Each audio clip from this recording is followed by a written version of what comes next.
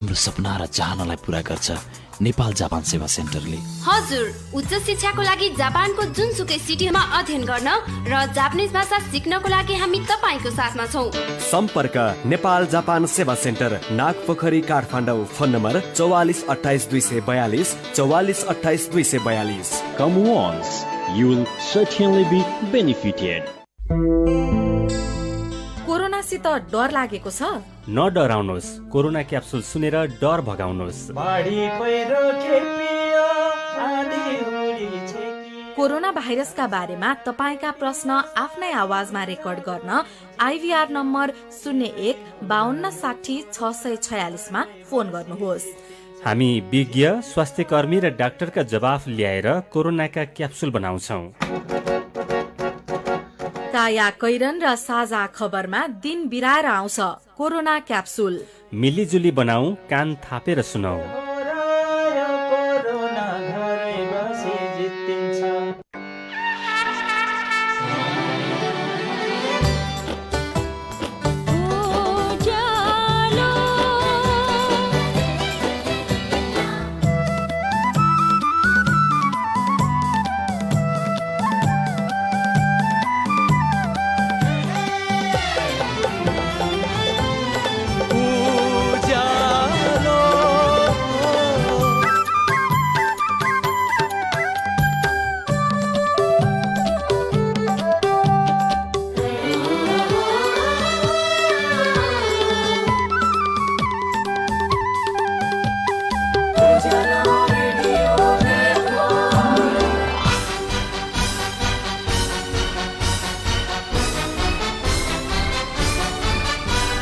सीधा कुरा, प्रश्न विचार। उज्यालो रेडियो नेटवर्क।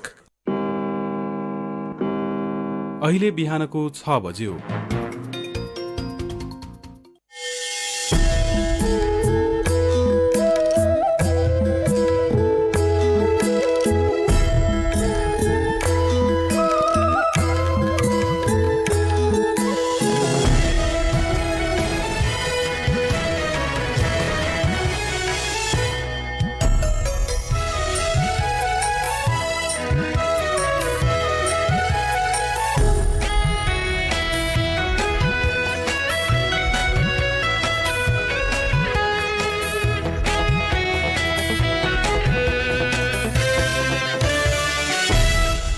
नमस्कार तथा सुप्रभात। काया कैरनमा तपाईलाई साथी सजना तिमल सिन्हासँगै लक्ष्मण कार्कीको स्वागत छ। काया कैरन उज्यालो रेडियो नेटवर्कसँगै उज्यालो अनलाइन र मोबाइल एप्लिकेसनबाट एकसाथ प्रसारण भइरहेको छ। आज 2077 साल जेठ 4 गते आइतबार, जेठ कृष्ण पक्षको दशमी तिथि, सन् 2020 मे 17 तारिक।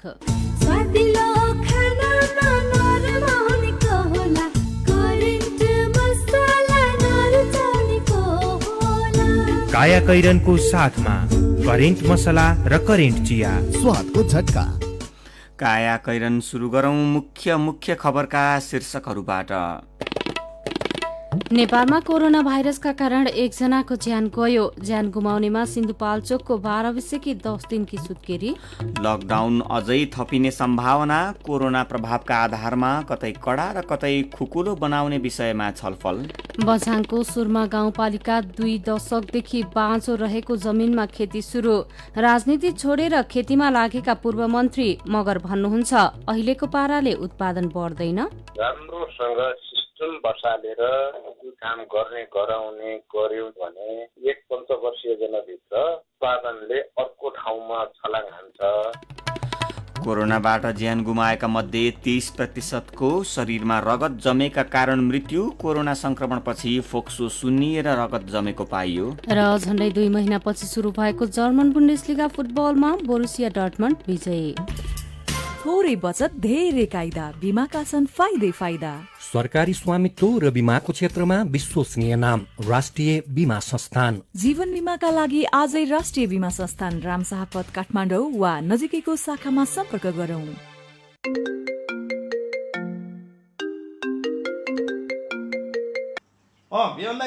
यो बेमा लकडाउन गरेर खाताबाट पैसा समेत झिक्न पाएन भने, कार्ड प्रयोग गरेर एटिएमबाट पैसा झिक्न समेत गाह्रो भयो भने हिँड्नै पाइएन। भरे अब के कसो पर्ला, अलिकति पैसा साबित दिउनु भयो मलाई। अहिलेको जमानामा पैसाको लागि कहाँ बैंक र एटिएम लहर धाएर नि खुरुक्क कृषि विकास बैङ्कको ADBL smart banking app download गरेर घरमै बसी पानी बत्ती इन्टरनेट टेलिफोनको बिल तिरे भइगयो। घर आइसी सामान किन्दा भान्साको केही सामान अर्डर गर्नु परे यसो खाजासाजाको बिल तिर्नु परे क्युआर कोड स्क्यानिङ गर्दै भइगयो। कृषि विकास बैङ्कले यत्रो सुविधा दिइरहेको छ, किन सापट लिएर पैसा थुपाइराख्नु पर्यो? त्यति मात्रै हो र? अब त बैङ्कको किस्ता पनि मोबाइलबाटै तिर्दै हुन्छ। खुरुक्क एडिबिएलको मोबाइल एप डाउनलोड गरिहाल। क्या बेमान, जमाना कहाँबाट कहाँ पुगिसकेछ। खुरुक्क एप डाउनलोड गरे पुग्ने रहेछ। अब ढुक्कले चलाइन्छ। तपाईँ पनि मोबाइलको एप स्टोर वा प्ले स्टोरबाट एडिबिएल स्मार्ट एप डाउनलोड गरी घरै बसी आफैले रेजिस्ट्रेसन गर्नुहोस्। एडिबिएल स्मार्ट बैंकिङबाट कारोबार गरी कोभिड-19 को जोखिमबाट आफू पनि बचाऊ, अरूलाई पनि बचाऊ। जहाँ पनि, जहिले पनि, पहिले पनि, अहिले पनि सम्पूर्ण सुविधा सहितको तपाईँ हाम्रो घर आँगनको ब्याङ्क कृषि विकास ब्याङ्क। थप जानकारीको लागि www.adbl.gov.np हेर्नुहोस् वा 9840 170 511 मा फोन गर्नुहोस्। काया कैरनमा अब खबरको सिलसिला। नेपालमा कोरोना भाइरसका कारण एकजनाको ज्यान गएको पुष्टि भएको छ। सिन्धुपाल्चोकको 12 विषयकी 29 वर्षकी महिलाको कोरोनाका कारण ज्यान गएको स्वास्थ्य तथा जनसङ्ख्या मन्त्रालयले पुष्टि गरेको हो। मन्त्रालयका अनुसार 10 दिन अघि त्रिभुवन विश्वविद्यालय शिक्षण अस्पताल महाराजगञ्जमा सुत्केरी भएपछि गएको 25 गते उहाँ डिस्चार्ज भएर घर फर्कनु भएको थियो। तर 12 विषय प्राथमिक स्वास्थ्य केन्द्रमा उपचार गर्दा पनि ज्वरो, खोकी र श्वास प्रश्वासको समस्या ठिक भएपछि काभ्रेको धुलीखेल अस्पताल लगिएकी महिलाको ज्यान गएको हो। कोरोनासँग मिल्दोजुल्दो लक्षण देखिएको बताएकाले उहाँको पीसीआर विधिबाट परीक्षण गर्दा रिपोर्ट पोजिटिभ आएको स्वास्थ्य मन्त्रालयले जनाएको छ। राष्ट्रिय जनस्वास्थ्य प्रयोगशालामा गरिएको दोस्रो परीक्षणमा पनि उहाँको रिपोर्ट पोजिटिभ नै आएको स्वास्थ्य तथा जनसङ्ख्या मन्त्रालयले पुष्टि गरेको हो। उहाँको गैराती नै पशुपति आर्यघाटमा अन्त्येष्टि गरिएको छ। यसैबीच हिजो बेलुकी थप 2 जनामा कोरोना पुष्टि भएसँगै नेपालमा कोरोना संक्रमितको संख्या 281 पुगेको छ। राष्ट्रिय जनस्वास्थ्य प्रयोगशालामा गरिएको परीक्षणमा धनुषाका 20 र 65 वर्षका पुरुषमा कोरोना पुष्टि भएको मन्त्रालयले जनाएको छ। उनीहरूमध्ये 36 जना अहिलेसम्म निको भएर घर फर्किएका छन्। हिजो नै कोरोना पुष्टि भएका मध्ये 2 जना सैनिक रहेको र उनीहरू काभ्रे र महोत्तरीका रहेको पनि नेपाली सेनाले जानकारी दिएको छ। उदयपुरको त्रियुगा नगरपालिका 3 भुल्केमा देखिएको कोरोना भुल्के बाहिर पनि फेटिएको छ। उदयपुरका एकजना पत्रकारमा कोरोना संक्रमण देखिएको जिल्ला स्वास्थ्य कार्यालयका प्रमुख मोहन सुवेदीले जानकारी दिनुभयो। यस्तै दाङका एकजना संक्रमितको रिपोर्ट सार्वजनिक भएको झण्डै 20 घण्टापछि पहिचान भएको छ। दाङमा 3 जनामा कोरोना संक्रमण भेटिएको छ।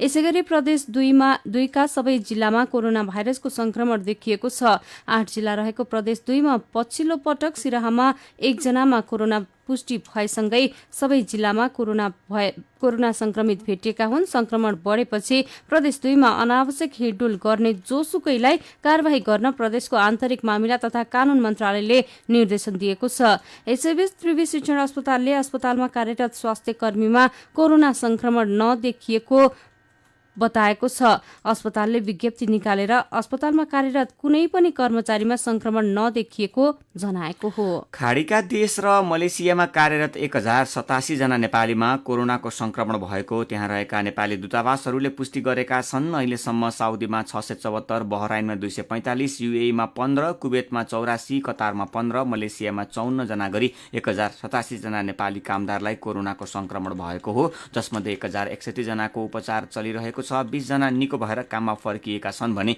युएईमा कोरोनाका कारण 5 र साउदीमा 1 जनाको ज्यान गएको छ। कतार, युएई र ओमनले अहिले संक्रमित नेपालीको राष्ट्रियता छुट्याउँदैनन्। त्यसो गर्दा यी देशमा कति नेपाली संक्रमित छन् भन्ने दूतावाससँग एकिन तथ्याङ्क नरहेको पनि दूतावासले जानकारी दिएको छ। गैर आवासीय नेपाली संघ एनआरएनएको स्वास्थ्य समितिले सार्वजनिक गरेको तथ्याङ्क अनुसार सबैभन्दा धेरै कतारमा नेपाली संक्रमित भएको देखिएको छ। एनआरएनएको स्वास्थ्य समितिका अनुसार कतारमा 2300 जना नेपालीमा कोरोनाको संक्रमण देखिएको छ भने युएईमा 149 जनामा संक्रमण भएको समितिको तथ्याङ्क छ। यसैबीच काठमाडौँको चन्द्रागिरी नगरपालिकालाई 7 गतेसम्म सिल गरिएको छ। अर्को सूचना नआएसम्म हिजो दिउँसो 12 बजेदेखि 7 गते बिहान 6 बजेसम्म घर बाहिर हिँडडुल गर्न रोकिएको नगरपालिकाका प्रमुख घनश्याम गिरीले जानकारी दिनुभयो। यस्तै पाल्पालाई पर्सि मध्यराती 12 बजेसम्म सिल गरिएको छ भने लमजुङ जिल्लालाई पनि भोलि मध्यरातीसम्म लागू हुने गरी सिल गरिएको जिल्ला जिल्ला प्रशासन कार्यालयले जनाएको छ।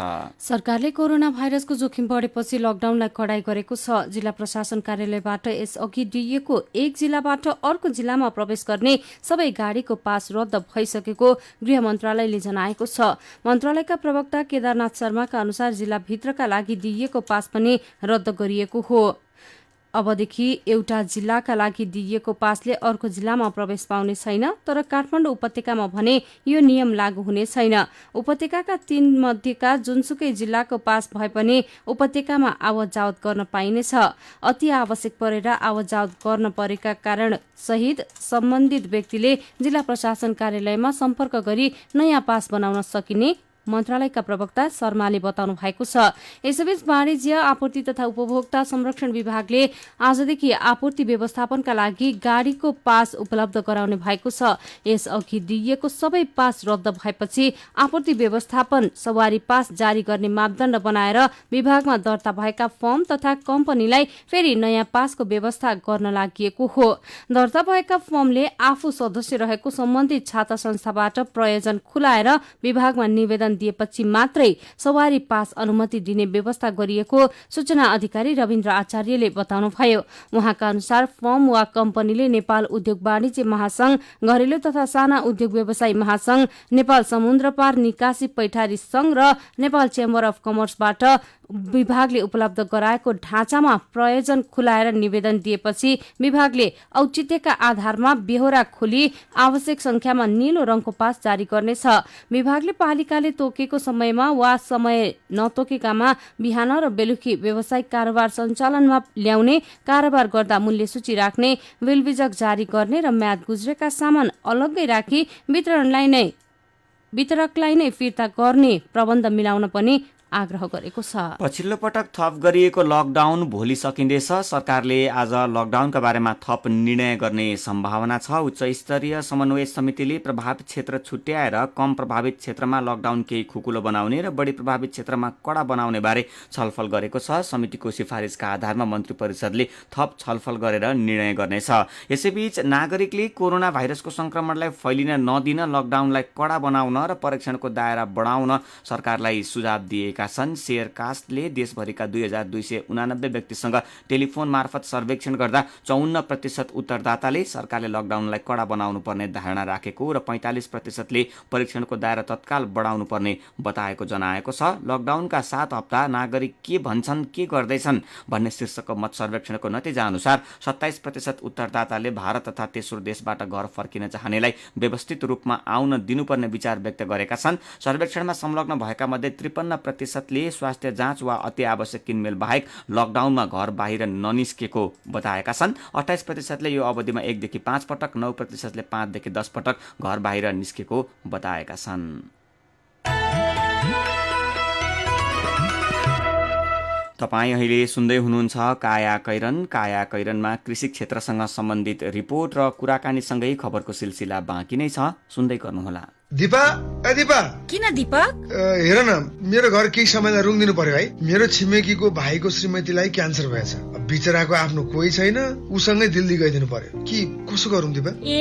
आत्ति नै पर्दैन नि। अनि सुन, दिल्ली सिल्ली पनि जानु पर्दैन। नेपालकै झापा जिल्लाको बिर्तामोटमा यही 76 साल पुसदेखि दक्षिण पूर्वी एसियाकै नमुना क्यान्सर हस्पिटल सञ्चालनमा आइसकेको छ नि। यो हस्पिटल त चान्चुने होइन नि, 300 बेडको क्यान्सर हस्पिटल हो। त्यो पनि अमेरिकामा बनेको विश्वकै अत्याधुनिक ट्रुबिम लिनियर एक्सिलेटरबाट हाम्रो शरीरमा भएको कुनै पनि ट्युमर तथा क्यान्सरको 15 सेकेन्डमा नै स्क्यान गरी 39 सेकेन्डमै रेडिएसन दिने मेसिन हो। अझ पाठेघरको त महिलाहरूलाई थाहै नपाई इन्टरनल रेडिएसन थेरापी दिने ब्रेकी थेरापी पनि छ। त्यो त झन् दिल्लीको भन्दा पनि अत्याधुनिक नयाँ प्रविधि हो नि। यति मात्र कहाँ हो र दीपक, क्यान्सरको अवस्था कस्तो छ भनेर पत्ता लगाउने पेटी स्क्यान मेसिन, महिलाहरूको स्तन क्यान्सरको थाहै नदी अटोमेटिक तरिकाले बायोप्सी निकाल्ने 3D मेमोग्राम, 128 स्लाइसको 4D स्क्यान, 3 टेस्लाको MRI, DEXA scan, gamma camera, टाउकोको ट्युमर निकाल्न न्युरो नेभिगेसन मेसिन, क्यान्सरको अपरेसनको लागि अत्याधुनिक मोडुलर अपरेसन थिएटरबाट सेवा र सुविधा दिन्छ। अनि सुन दीपक, केमोथेरापी लिनलाई त डे केयर अझै कति राम्रो छ नि। अहिले त दिल्ली गएका सबै जसो मान्छेहरू त्यही क्यान्सर अस्पतालमा आउन थालिसके। अस्ति म गएर हेर्दा त 3 छक्क परे। भाषा पनि आफ्नै अनि कति सजिलो। दिल्लीमा गएर बस्नु पर्ने झन्झटबाट मुक्त, घरको खाना खाएर दिल्लीको भन्दा राम्रो उपचार अनि दिल्लीको भन्दा आधा खर्चमै उपचार हुन्छ। बुझ्यौ तिमीले? ल ल दिपा, अब त्यही जानु पर्यो त्यसो भए। ल ल हुन्छ हुन्छ। ल ठेगाना लेख त। पूर्वाञ्चल क्यान्सर हस्पिटल प्राली, मेची अञ्चल प्रदेश नम्बर 1, झापा जिल्ला बिर्तामोड, बीएमसी टिचिङ हस्पिटल सँगै। Phone number 023 545 942 546 180 546 325। मोबाइल 9814 080 689 98 010 00825। मकै बालीमा लाग्ने खतरनाक फौजी किरा बारे अत्यन्त जरुरी सूचना। गत वर्ष नेपालमा भित्रिएको खतरनाक फौजी किराले मकै उम्रेदेखि पटक पटक गरी पात, गुबो, धान चमरा, जुङ्गार, घोकामा क्षति गर्न सक्छ। यसको वयस्क पोथी पुतलीले पातको सतहमा फूल पारेको 2-3 दिनमै ससाना लार्वाहरू निस्की कलिलो पातको हरियो भाग खाँदा ससाना सिसाका झ्याल जस्ता आकृति देखिन्छन् र बिस्तारै मकैको गुबोमा गई क्षति गर्न थाल्दछन्। साना लार्वाले गरेको ताजा क्षति थाहा पाई समयमै किरा नियन्त्रण गर्न मकै उम्रेदेखि नियमित रूपले यो बालीको निरीक्षण गर्नुहोस्। यो किरा लागेको शङ्का लागेमा नजिकैको पालिकाको कृषि शाखा वा कृषि ज्ञान केन्द्र वा प्रधानमन्त्री कृषि आधुनिकीकरण परियोजना अन्तर्गतका कार्यालय वा सम्बन्धित प्राविधिकहरूसँग सम्पर्क गर्नुहोस्। ख्याल गर्नुहोस्, यो किराले पात वा गुबोमा गरेको क्षति थोरै बोटमा मात्र देखियो र मकैको बोट 9-10 पाते भइसकेमा पुरै खेतमा विषादी छर्नुभन्दा क्षतिग्रस्त गुबोमा मात्र पर्ने गरी छर्न सकिन्छ। यसो गर्दा कम खर्चमै यो किरा नियन्त्रण गर्न सकिन्छ। कृषक हितका लागि USAID को आर्थिक सहयोगमा कृषि तथा पशुपन्छी विकास मन्त्रालयसँगको सहकार्यमा सीमित कोशिशा र एन्साफ परियोजनाहरूबाट जारी सन्देश। हाम्रो स्वास्थ्य हाम्रो जिम्मेवारी। बागमती प्रदेशबाट जनहितमा जारी। प्रदेश स्थित सरकारी आयुर्वेद स्वास्थ्य संस्थाहरूमा स्वास्थ्य प्रवर्धन हेतु आहार विहार, योग, पञ्चकर्म, मातृशिशु, ज्येष्ठ नागरिकका लागि विशेष सेवा र परामर्श सेवाहरू दिनुका साथै विभिन्न प्रकारका रोगहरूको उपचार गरिन्छ। 23 प्रकारका आयुर्वेदिक औषधिहरू निशुल्क रूपमा वितरण गरिन्छ। अतः उक्त सेवाहरू लिनका लागि नजिकको सरकारी आयुर्वेद संस्थामा जान हुन अनुरोध छ। सामाजिक विकास मन्त्रालय, स्वास्थ्य निर्देशनालय, बागमती प्रदेश, हेटौडा, मकवानपुर। उज्यालो रेडियो नेटवर्कसँगै उज्यालो अनलाइन र मोबाइल एप्लिकेसनमा प्रसारण भइरहेको काया कैरनमा तपाईँलाई फेरि स्वागत छ। यतिन्जेल हामीले नेपालमा कोरोना भाइरसका कारण एकजनाको ज्यान गएको पुष्टि, ज्यान गुमाउनेमा सिन्धुपाल्चोकको 12 विषयकी 10 दिनकी सुत्केरी, लकडाउनका बारेमा आज निर्णय हुने सम्भावना लगायतका खबर प्रस्तुत गर्यौं। अब बाँकी खबर। बझाङको सुरमा गाउँपालिकाका बासिन्दाले वर्षौंदेखि बाँझो रहेको जमिनको उपयोग गर्न थालेका छन्। लकडाउनका कारण यार्सा टिप्न र बाहिर जान पनि नपाएपछि उनीहरूले 2 दशकदेखि बाँझै रहेको जमिनमा खेती गर्न थालेका हुन्। बझाङबाट उज्यालो सहकर्मी डिबी विष्टको रिपोर्ट। 20 वर्ष अघि यार्सा संकलन सुरु भएसँगै बझाङको सुरमा गाउँपालिकाका बासिन्दाले यार्सातिर आकर्षित भए। यार्सा टिप्ने र खेती गर्ने समय एउटै पर्नाले जमिन बाँझै रहन थालेको थियो। तर यसपटक लकडाउनका कारण यार्सा संकलन गर्न नपाइने भएपछि सुरमा बासी बाँझै रहेको जमिन खनजोत गर्न थालेका हुन्। लकडाउनले कामका लागि समेत जान नपाइने भएपछि बाँझो जमिनमा मलजल र खनी खोस्री गर्न थालिएको सुरमा गाउँपालिका 4 का भानुचन्द्र बोहरा बताउनुहुन्छ। 20 वर्ष जति हुन लाग्यो यार्सा खुलेको होइन, त्यसको कारणले पनि हामीले के भने 20 वर्षदेखि नै त्यो अब के भने खेतीलाई छोड्दै यार्साको आशमा सबैले त्यही जाने गरेका थिए। त्यसै कारणले अहिले गएर अब यो लकडाउन आयो, अब कहाँबाट के आयो होइन, त्यसलाई त्यसको उसले लेख जान पनि पाएन, मान्छेले यहाँ यताउति देश विदेशबाट कमाउन पनि पाएन। त्यसै कारणले अहिले के भने कहीँनिर आफ्नो बाँझो भन्दा पनि कहाँनिर कहीँ खोचो छ कि कहीँ केही छ कि कसरी कहाँबाट के गर्ने, कहाँबाट अब खाने भन्ने उपायले अहिले सबै त्यसमा जुटिरहेको छ। जमिनलाई अहिले खनजोत गरेर त्यसमा अब के आलु फलाउने, कसरी के खानको लागि के गरेर खाने भन्ने हिसाबले त्यसलाई गरिरहेको छ।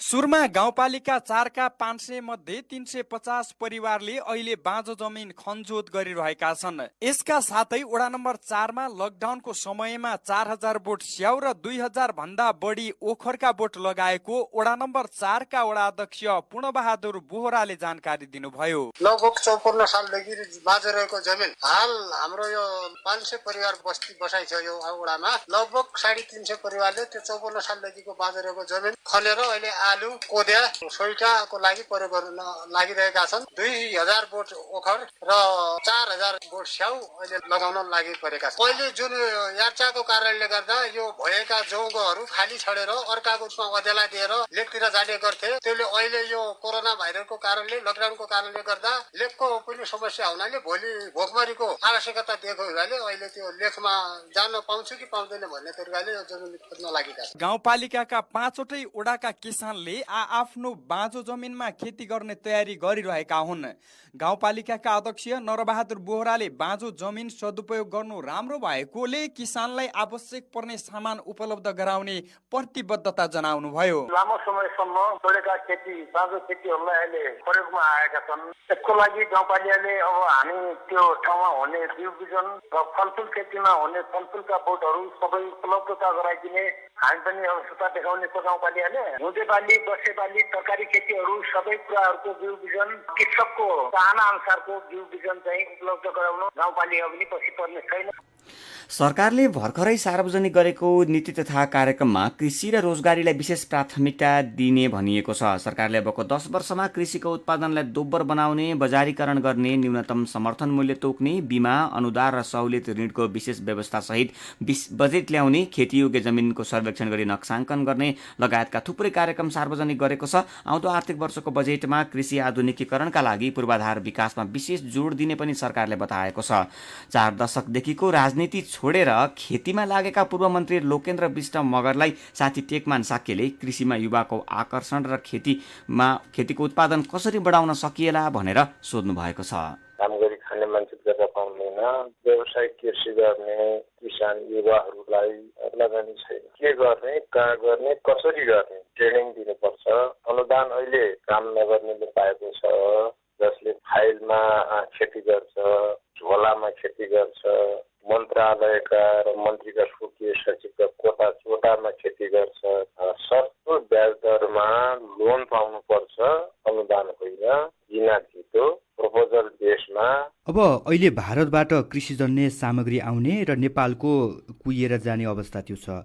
यो अवस्थामा चाहिँ त्यो अवस्था अन्त्य गर्नको लागि चाहिँ के गर्न सकिन्छ? नेपालको उत्पादन चाहिँ सडकमा फ्याँक्नु पर्ने दुध, अन्डा, तरकारी, भारतको चाहिँ अब 20 हालेको बासी खतम भएको चिज चाहिँ हामीले सस्तोका नाममा ज्यान मारा चिज खाइरहेका छौँ। यो कुराको अन्त्य हुनुपर्छ। यसका लागि सीमा रेगुलेसन गरिनुपर्छ अनि त्यहाँ चाहिँ भिसा पासपोर्टको व्यवस्था गरिनुपर्छ। भारतमा उत्पादन भएको चिज नेपालमा आउन केही समयको लागि, केही वर्षका लागि तपाईँको करिब चाहिँ हामी आत्मनिर्भर नहुन्जेललाई हामीले बन्द गरिनुपर्छ र त्यसपछि हामीले नै बाहिर पठाउने तर बाहिरको खेला ल्याउने नीति ल्याइनुपर्छ। अब अर्को कुरा चाहिँ सरकारले बजार व्यवस्थापनसँगै कृषि उत्पादनको समर्थन मूल्य पनि तोक्ने भनेर भनेको छ होइन? त्यसको व्यवस्थापनका लागि के अङ्गहरू आवश्यक पर्छ भन्ने कुराहरू चाहिँ यसको व्यवस्थापन कसरी गर्न सकिएला, मूल्य समायोजन चाहिँ कसरी गर्नुपर्ला?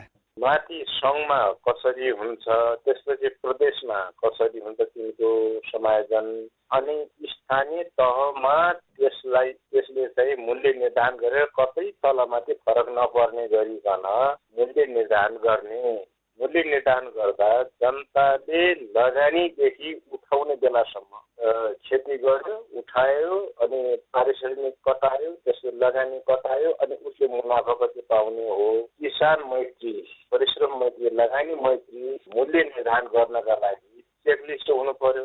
अनि कुन वर्ष कति उत्पादन भयो, घट्यो कि बढ्यो त्यो आधारमा पनि हुनु पर्यो। नीति कार्यक्रम एउटा ढङ्गले आउँछ, बजेट यस अनुसार आउँछ कि आउँदैन, यहाँ के छ भने सैद्धान्तिक रूपमा चाहिँ लेख्ने भन्ने कुरा त निकै मिठो मिठो ढङ्गले आउँछ नि त होइन, ठ्याक्कै व्यवहारमा जाने बेला अब त्यस्तो आउँदैन। सरकारले 10 वर्षभित्र कृषि उत्पादन दोब्बर बनाउने भनेर जुन लक्ष्य लिएको छ नीति तथा कार्यक्रममा त्यो उल्लेख गरेको छ। हामीले उत्पादन दोब्बर बनाउनको लागि चाहिँ 10 वर्ष नै कुर्नुपर्ने हो कि अर्थात् त्योभन्दा कम समयमा पनि गर्न सक्ने सामर्थ्य राख्न सक्छौँ? अहिलेको अवस्थालाई यस्तै ल्याङफ्याङे अवस्था, यस्तै असरल अवस्था, मस्ताराम अवस्था होइन, गजक र मज्याङको अवस्था, गन्जागोलको अवस्था रहने हो भने त 20 वर्ष पनि केही हुँदैन।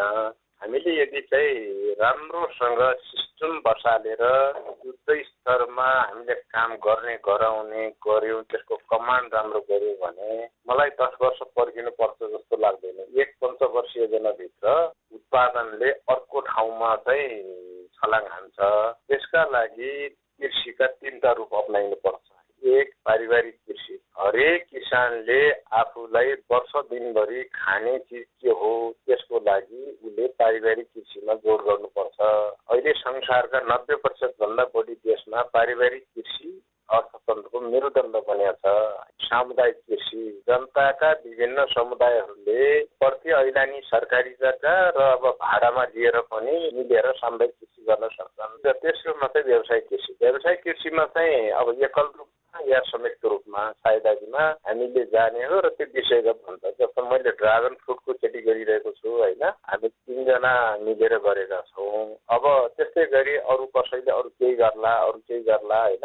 कृषिका यो 3टै रूप चाहिँ हामीले ठिक ढङ्गले दियौँ र राज्यले राम्रो नेतृत्व गर्न सक्यो। नीति ल्याएपछि किसानहरूलाई सहुलियत राम्रो दियो, बजार व्यवस्था गरिदियो, ट्रेनिङ सेन्टरको व्यवस्था गरिदियो, क्षतिपूर्तिको व्यवस्था गरिदियो, यसमा ठगी खानेहरूलाई निर्मूल गर्यो भने कृषिले 10 वर्ष कुर्नु पर्दैन। 4 दशकको राजनीति छोडेर अहिले खेतीमा लागेका पूर्व मन्त्री लोकेन्द्र विष्ट मगर कृषिमा आकर्षण र कृषिको उत्पादन कसरी बढाउन सकिन्छ भन्ने बारेमा साथी टेकमान साक्यसँग कुराकानी गर्दै हुनुहुन्थ्यो। तपाईँ अहिले सुन्दै हुनुहुन्छ काया कैरन। हामीसँग खबरको सिलसिला सँगै कार्टुन पनि बाँकी नै छ, सुन्दै गर्नुहोला। अहिले लकडाउन छ, तर आकस्मिक तथा अत्यावश्यक कार्यका लागि गाडी त चलाउनु पर्ने नै हुन्छ। तपाईसँग टाटा मोटर्सका गाडी छन् र तपाईँको गाडीमा समस्या आयो वा कुनै पनि पार्ट पूर्जाको आवश्यकता परेको छ भने हाम्रा सेवा तपाईँका लागि उपलब्ध छन् है। हामी तयारी अवस्थामा नै छौँ। हामीलाई सिप्रदीको टोल फ्री नम्बर 1660 015 5777 वा 98 015 75 777 मा निशुल्क फोन गर्नुहोस्। सार्वजनिक हितसँगै ग्राहक सेवामा समर्पित सिप्रदी र टाटा मोटर्स नेपाल। मिठो मिठो खानाले कसको मन नाच्ला, स्वादिलो खानामा नरमाउनेको होला, करेन्ट मसलामा बनेको, करेन्ट मसला नरुचाउनेको होला। Hygienic, tasty and fresh Trimurti industries private limited Rupandehi बुटवलद्वारा उत्पादित करेन्ट चिकन मसला, सब्जी मसला, चाउमिन मसला, मोमो मसला, चाट मसला, गरम मसला र अन्य विभिन्न मसलाहरू। करेन्ट मसला, स्वादको झट्का।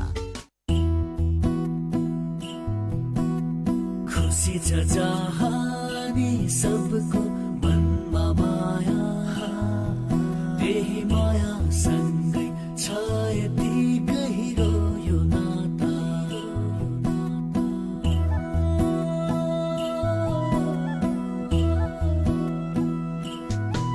विश्वास यो तोड्दैन, साथ दिन्छ सधैँ जागरे पनि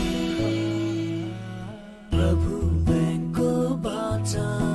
यसरी नै हजारौंको मुहारमा खुशी र सन्तुष्टिको उज्यालो छर्दै, खुशियाली बाँड्दै, प्रभु बैंक विश्वास छर्दै, विश्वास जित्दै, अघि बढ्दै।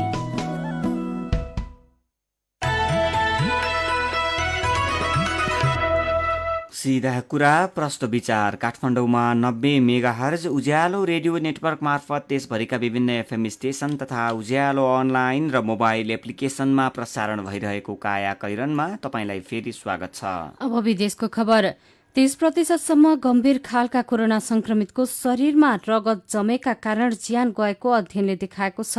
नलीभित्रै रगत जम्ने समस्याका कारण 30% गम्भीर खालका कोरोना संक्रमितको ज्यान गएको बीबीसीले जनाएको हो। शरीरमा भाइरस प्रवेश गरेपछि फोक्सो सुन्निदा रगत जम्ने गरेको पाइएको पनि खबरमा उल्लेख छ। यसैबीच अहिलेसम्म विश्वका विभिन्न देशमा गरी 18 लाख भन्दा धेरै कोरोनाका बिरामी निको भएका छन्। विश्वका विभिन्न देशमा गरी 47,16,000 भन्दा धेरैमा कोरोना देखिएकोमा 18,09,840 जना निको भएका वर्ल्डोमिटरले जनाएको छ। उपचार गराइरहेका 25,94,000 भन्दा धेरै मध्ये 2% अर्थात 44,500 जनाको अवस्था जटिल रहेको र बाँकीको अवस्था सामान्य छ।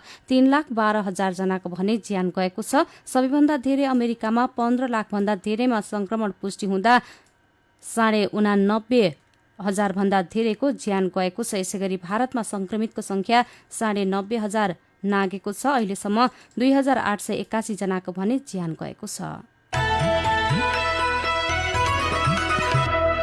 अब खेल खबर। झण्डै 2 महिनापछि सुरु भएको जर्मन बुन्डेसलिगा फुटबलमा बोरुसिया डर्टमन्डले साल्केलाई 4-0 ले हराएको छ। बोरुसियाको घरेलु मैदानमा हिजो राति भएको खेलमा राफाएल गुइरेरोले 2 तथा इर्लिङ हालान्ड र थोर्गन हजार्डले 1-1 गोल गर्दै बोरुसिया डर्टमन्डलाई जिताएका हुन्। दर्शक बिनाको रङ्गशालामा भएको खेलमा हात पारेको जितसँगै बोरुसियाले शीर्ष स्थानको बायर्न म्युनिखसँगको अङ्क दूरी 1 मा झारेको छ। बायर्नको 55 र बोरुसिया डर्टमन्डको 51 अङ्क छ। आज बायर्नले युनियन बर्लिन क्लबसँग खेल्दैछ। काया कैरनमा अब केही खबर संक्षेपमा। कोरोना रोकथाम नियन्त्रण र प्रतिकारका लागि नेपाली सेनाको संयोजनमा चीनबाट खरिद गरिएको पहिलो चरणको स्वास्थ्य सामग्री काठमाडौँ भित्रिएको छ। चीनको होङजुबाट स्वास्थ्य सामग्री लिएर हिँडेका 10वटा कन्टेनर चीनको खासा र नेपालको तातोपानी हुँदै हिजो काठमाडौँ आइपुगेका हुन्। ती सामग्री त्रिभुवन विमानस्थलमा रहेको सेनाको 14 नम्बर बाहिनीमा संकलन गरिएको छ। रुकुम पश्चिमको 8 कोट नगरपालिका वडा नम्बर 3 खदिमा नम्बर देवकोटाको घरमा आगलागी हुँदा उहाँकी श्रीमतीको ज्यान गएको छ। हिजो बिहान घरमा भण्डारण गरिएको पेट्रोल लिक भएपछि आगलागी हुँदा देवकोटाकी श्रीमती 35 वर्षीय लालीको ज्यान गएको र देवकोटा भन्ने घाइते हुनुभएको प्रहरीले जनाएको छ। स्याङ्जाको वालिङ नगरपालिकामा पालिका जमानी बसेर ऋण दिन सुरु गरिएको छ। नगरपालिकाले लकडाउन तथा महामारीको असर र अरू विपदका कारणले पेसा व्यवसायबाट विस्थापित हुन नपरोस् भनेर ब्याङ्क तथा वित्तीय संस्थासँग समन्वय गरी पालिकाको जमानीमा ऋण उपलब्ध गराउन थालिएको हो। काभ्रेका बैंक तथा वित्तीय र सहकारी संस्था हप्ताको 3 दिन मात्रै खुल्ने भएका छन्। कोरोना भाइरस रोकथाम नियन्त्रण तथा उपचार सम्बन्धी जिल्ला स्तरीय कमान्ड पोस्टको बैठकले बैंक तथा वित्तीय संस्था आइतबार, मंगलबार र शुक्रबार मात्रै खुलाउने व्यवस्था मिलाएको हो।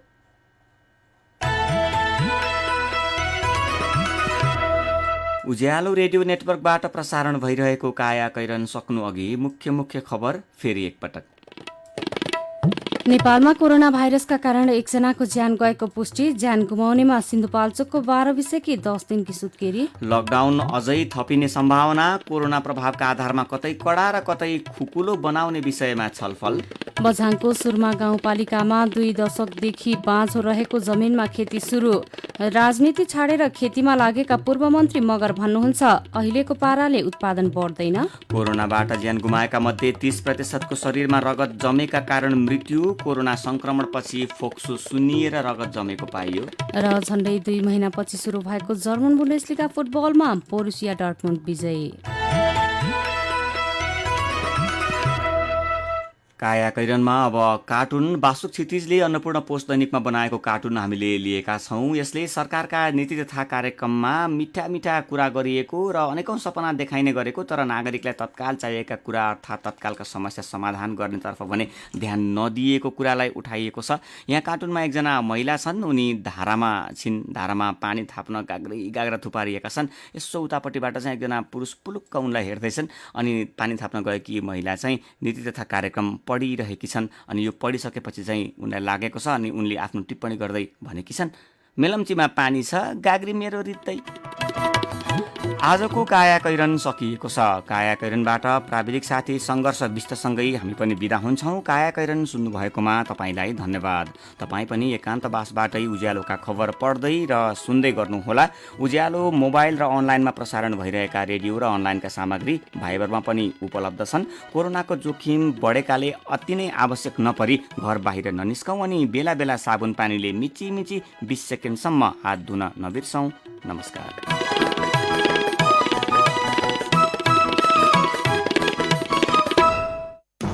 कोरोना भाइरस लगायतका महामारी वा विपदको समयमा चिन्ता, उदास हुने, डर लाग्ने, झर्को लाग्ने, निन्द्रामा समस्या, खाना खान मन नलाग्ने जस्ता समस्याहरू देखिन सक्दछन्। यस कारणले दैनिक जीवनमा कठिनाई भई समस्या भएमा मनोसामाजिक परामर्शकर्तासँग सहयोग लिन सकिन्छ र सहयोग लिन CMC नेपालको पैसा नलाग्ने फोन 166001 850080 वा राष्ट्रिय महिला आयोगको पैसा नलाग्ने हटलाइन नम्बर 1145 मा फोन गर्नुहोस्। नेपाल सरकार, महिला, बालबालिका तथा ज्येष्ठ नागरिक मन्त्रालय, संरक्षण समूह र CMC नेपालद्वारा जनहितमा जारी। नेपाल हृदय रोग निवारण प्रतिष्ठान ललितपुर शाखाको सूचना। यस प्रतिष्ठान रोटरी 3292 र नेपाल रेडक्रस सोसाइटीको सहकार्यमा ललितपुर रक्त सञ्चार केन्द्र प्रतिष्ठानको भवन पुलचोकमा ब्लड बैंक 24 घण्टा सञ्चालन भइरहेको छ। सम्पर्क नम्बर 55 27 033। 24 घण्टा सेवामा। बाढी पहिरो